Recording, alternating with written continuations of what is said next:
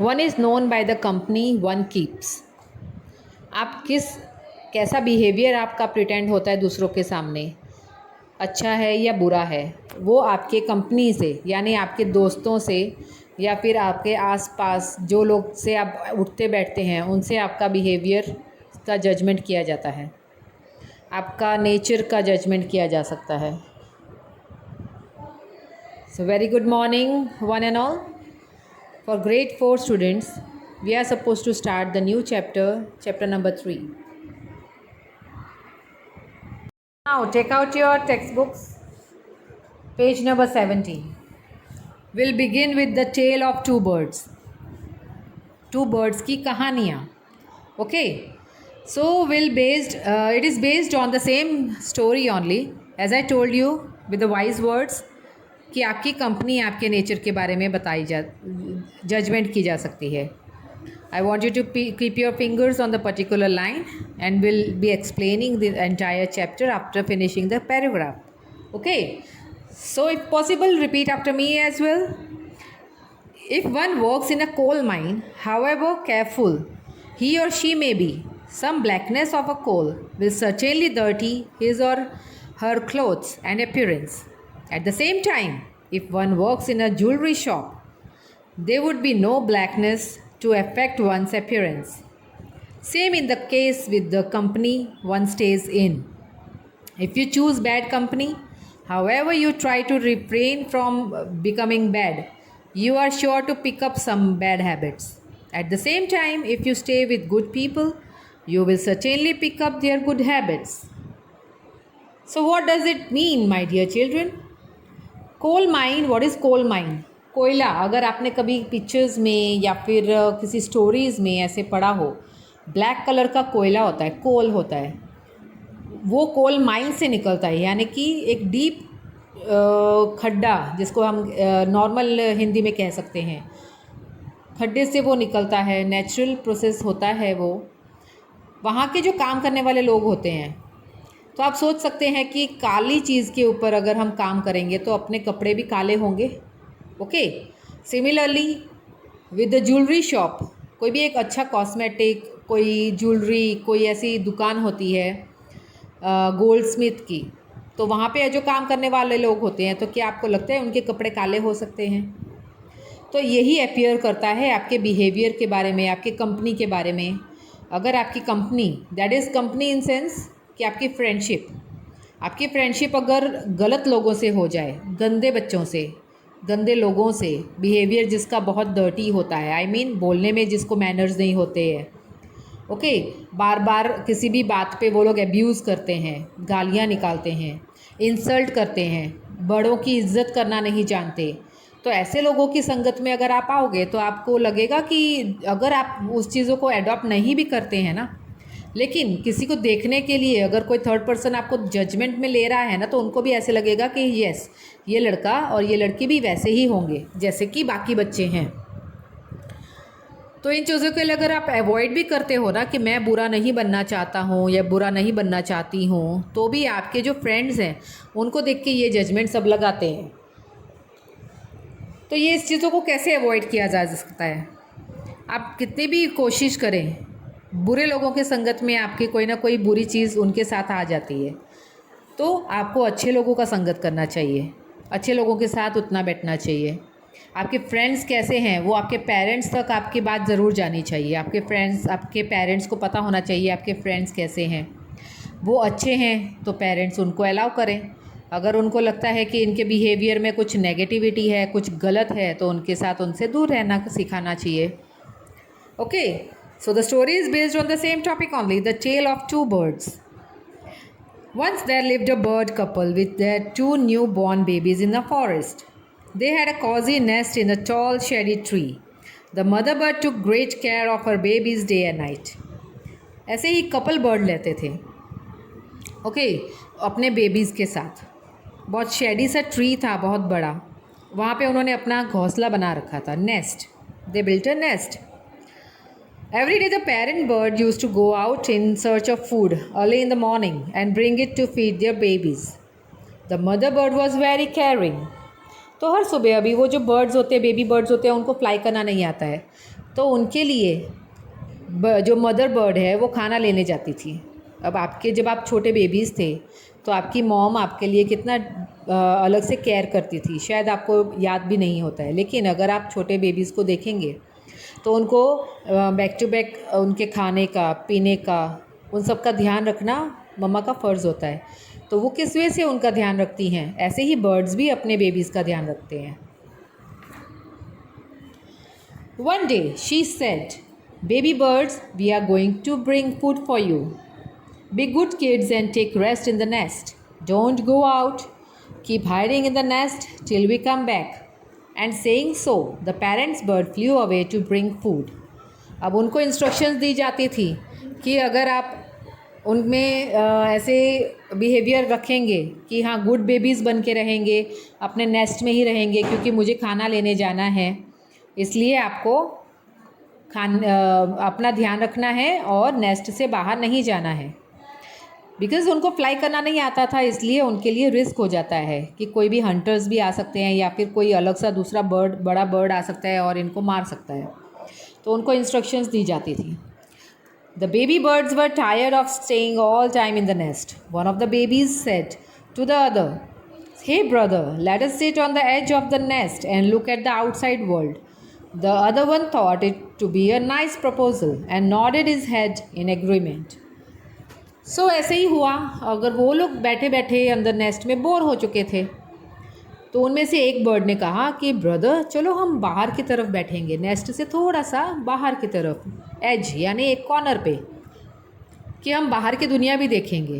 तो ये प्रपोज़ल सुन के दूसरे बर्ड को भी अच्छा लगा, तो उसने अपना सिर जो है ऐसे यस की तरफ नॉड किया। नॉड यानी हिलाना, अपने सिर को हिलाना हाँ या ना का जवाब देते वक्त, उसको नॉडिंग कहते हैं। Okay, little did the baby birds know what the future had in store for them. While they were sitting on the edge of the nest, they were spotted by a bird catcher. He was thrilled to see two lovely looking baby birds. By this vast experience, he knew that the baby birds won't be able to fly. He said to himself, "These birds are rare. How lucky I am to have spotted them. I am sure they will fetch good price in the market." He climbed up the tree, caught the baby birds and put them in a cage. Yes, वही चीज़ हुई। जैसे ही वो अपने nest के बाहर आए तो एक बर्ड कैचर होते हैं जो ऐसे अलग टाइप के बर्ड्स को देखते हैं जंगल में जाके, जो उनको बहुत अच्छे लगते हैं, अलग से डिफरेंट लुक्स में लगते हैं, वो उनको लेके आते हैं और मार्केट में जाके उनको बेच देते हैं, सेल कर देते हैं। हम बर्ड्स को ख़रीदते हैं ना, तो वो आप देखा जाएगा कि कितने सारे अलग अलग डिफरेंट टाइप्स के बर्ड्स होते हैं मार्केट में, कितने ब्यूटीफुल उनके फैदर्स होते हैं, अलग अलग टाइप के उनकी ब्रीड्स होती है। तो वो सब सेल करते हैं, लेकिन लेके कहाँ से आते हैं? वो जंगल से।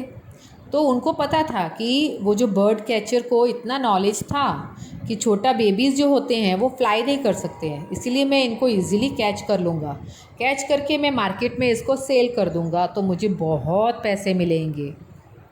सो उसने क्या किया? ट्री के ऊपर चढ़ गया। ट्री के ऊपर चढ़ते ही उसने दोनों बर्ड्स को पकड़ लिया और अपने पिंजरे में डाल दिया। The bird catcher was happy at such a fortunate catch. He walked away with the birds in the cage to the market. The birds were so beautiful looking that he had to wait only for a few moments when they were sold off. One of them was purchased by a man and the other was bought by a priest. अब उसको इतनी खुशी हुई इतने beautiful birds देख के कि वो देख रहा था कि मेरे तो ये बहुत जल्दी सेल हो जाएंगे, और वैसा ही हुआ। जैसे ही वो बर्ड्स लेके मार्केट में गया तो वहाँ पे उसने देखा कि थोड़े ही पल में वो दोनों बर्ड्स सेल हो चुके थे, लेकिन दोनों अलग अलग जगह गए। एक गया एक इंसान के पास, एक नॉर्मल मैन के पास, और दूसरा गया प्रीस्ट के पास। Priest, who is priest you know my dear children? जो मंदिर, गुरुद्वारा, मस्जिद, चर्च, इन सब में जो पुजारी बोलते हैं ना, दोज प्रीस्ट। तो उनके पास एक बर्ड गया और दूसरा गया ऑर्डिनरी मैन के पास। Days passed by and the baby bird became big birds. The man was a robber. He took the bird to his cave, where he lived with his gang of robbers. The priest took his bird to his ashram on the outskirts of the forest. अब दोनों अलग अलग हो चुके थे, दोनों भाई अलग अलग हो चुके थे. उनमें से एक गया जो एक मैन कौन सा था? वो रॉबर था, चोर था, जो रॉबरी करके अपना पेट भी पालता था और फिर लोगों का नुकसान भी करता था. उसका जो पूरा गैंग था वो भी एक साथ ही रहते थे, सब के सब रॉबर्स थे. लेकिन दूसरा प्रीस्ट कहाँ पे गया? दूसरा बर्ड कहाँ पे गया? एक प्रीस्ट के पास, जो शहर से थोड़ा सा दूर उनका आश्रम था. वो आश्रम में उसको साथ में लेके गए थे. One day the king of the country came to hunt in the forest. वहाँ का जो राजा था ना, उस कंट्री का राजा था, वो हंट करने के लिए गया फॉरेस्ट में, जंगल में. हंट यानी जो राजा महाराजा लोग होते हैं जब थे उनके टाइम पे ये सब हंटिंग और शूटिंग और स्नैचिंग, स्नैचिंग नहीं कह सकते, लेकिन किसी भी बर्ड्स एनिमल्स को वो शूट करते थे. तो वो उनकी हॉबी हुआ करती थी उस टाइम पे. लेकिन वो जब भी उनका जो ऐसा टाइम होता था ना, that was like in the rare place. सब राजा महाराजा एनिमल्स को मारा नहीं करते थे. उनमें से अभी ये एक राजा था जो जो राजा था वो हंट करने गया था फॉरेस्ट में. He saw a deer and roared after it. उसने एक बहुत प्यारा सा हिरन देखा, डियर. तो डियर के पीछे पीछे वो भागता गया, राइड करता गया अपने हॉर्स के साथ. The deer ran deeply in the forest, followed by the king. Soon the king lost his way and did not know where he was. अब बहुत डीप फॉरेस्ट, अब जंगल जो होता है इतना घना होता है कि अगर हम एक तरफ अंदर की चले जाएं तो हम उसमें खो सकते हैं. हम वो रास्ता भूल सकते हैं कि हम एक्चुअली में थे कहाँ पर, क्योंकि बहुत घना जंगल होता है और उसमें कोई भी रास्ते नहीं बने होते. हमें अपने तरफ से ही आइडिया वाइज एक जगह से दूसरी जगह जाना पड़ता है. तो same thing happen with the king also. वो गया वहाँ पे डियर के पीछे, लेकिन डियर तो पता नहीं कहाँ पे खो गया और उसके साथ साथ इसका रास्ता भी खो गया, क्योंकि किंग इतनी डीप अंदर जा चुका था फॉरेस्ट में कि उसको रास्ता मिल ही नहीं रहा था. He rode for long till he came to the other side of the forest. Very tired by now, he got off his horse and sat down under a tree that stood near a cave. Suddenly the king heard a voice cry out, "Quick, hurry up! There is some rich merchant sitting under the tree. He is wearing costly clothes and good jewelry. Come and rob his wealth. Hurry up, you fools, or else he will slip away."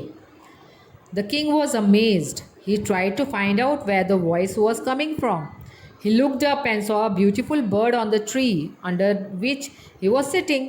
He was shocked at hearing the bird talk like this, like real rocks. तो अभी ऐसे ही हुआ जैसे ही वो अंदर गया जंगल में, घने जंगल में वो अपना रास्ता खो चुका था. अब वो पीछे पीछे भागते भागते इतना थक चुका था कि उसको रेस्ट करना था. रेस्ट करने के लिए वो एक झाड़ के नीचे अपना घोड़ा छोड़ के वहाँ पे बैठ गया.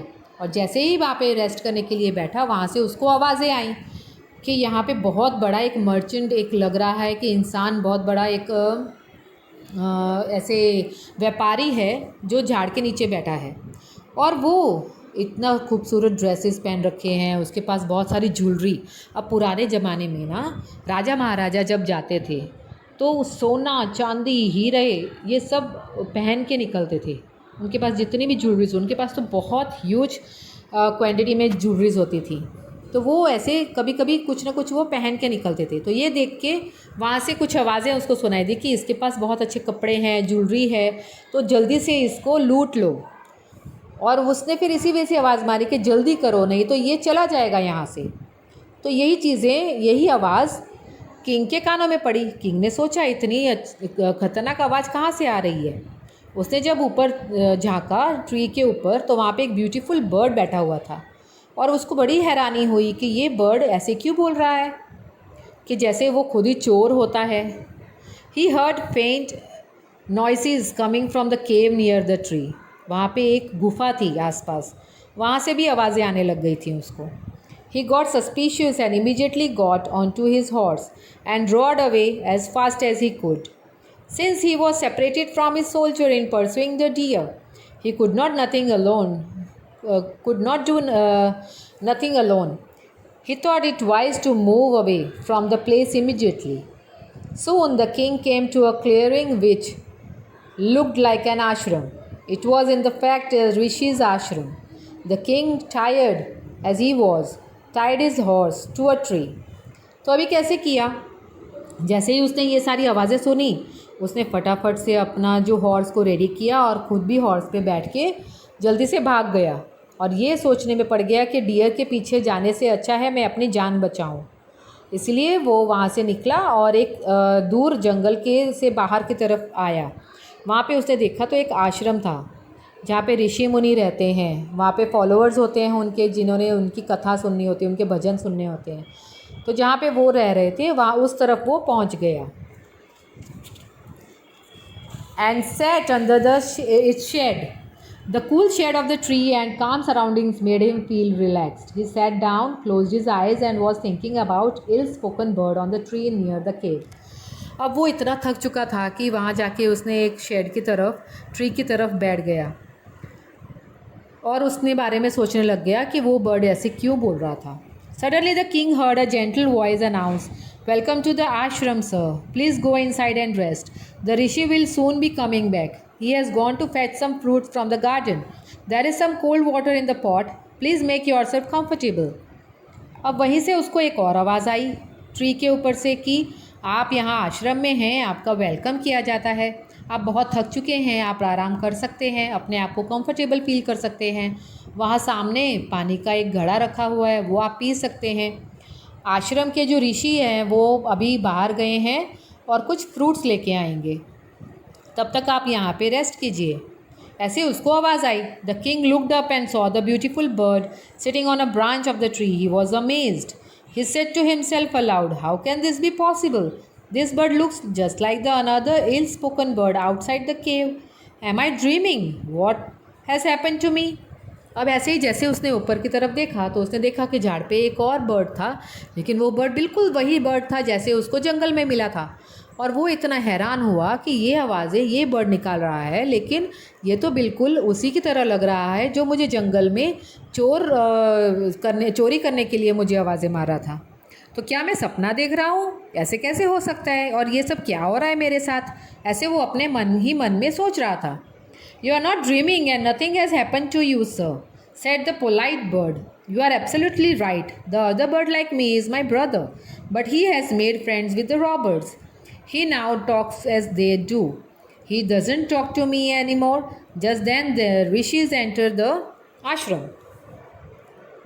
ऐसे ही बोला कि नहीं, आप सपना नहीं देख रहे हो, आप बिल्कुल सही जगह पर हो। आपने जो बर्ड देखा था वो मेरा भाई है और वो रॉबर्स के साथ मिल चुका था, जो गलत संगत में था, चोर चकारी करते थे और उसकी आदतें भी वैसे बन गई, उसकी भाषा भी वैसे बन गई।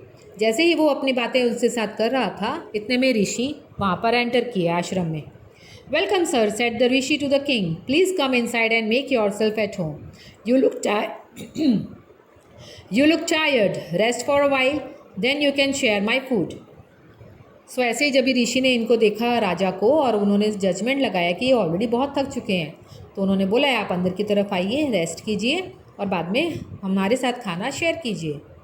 The king told the story of two birds to the rishi and how they had behaved so differently though they looked so alike. "The forest is so full of surprises," remarked the king. तो उसने अपनी story ऋषि के साथ share की कि ऐसे उसके साथ क्या क्या बीता वहाँ जंगल में। दो बर्ड्स जो एक जैसे लगते हैं लेकिन दोनों का बिहेवियर दो टोटली डिफरेंट था। यहाँ पे कितनी सारी चीज़ें ऐसे मुझे सरप्राइज़ दे रही हैं। The rishi smiled and said, "After all, one is known by the company one keeps. The other bird stays with robbers and speaks like them. This one has always stayed in the holy ways of the ashram, and so he welcomes people who come here. Now, come inside and rest. I will tell you more about these birds." यही एक conclusion निकला my dear children कि एक जो bird था वो robbers के साथ रह रहा था, इस वजह से उसकी भाषा और उसका बिहेवियर उनके जैसा था। लेकिन दूसरा बर्ड आश्रम में रह रहा था, जिस वजह से वो ऋषि के संगत में आके उसकी भाषा और उसका बिहेवियर दोनों बहुत अच्छे थे, दोनों पोलाइट थे। What is the conclusion? कि वही चीज़ आपको अपने नेचर, अपने बिहेवियर में इम्प्लीमेंट करनी है। आप अपने साथ कौन से और कैसे फ्रेंड्स बनाते हैं वो आपको ध्यान देना है। अच्छे लोगों के साथ बैठेंगे, अच्छे लोगों के साथ बातें करेंगे तो आपको सब अच्छा ही मानेंगे। अगर बुरे लोगों के साथ बैठेंगे, उनके साथ घूमेंगे, उनके साथ कहीं जाएंगे तो वैसे ही आपको जजमेंट किया जाएगा।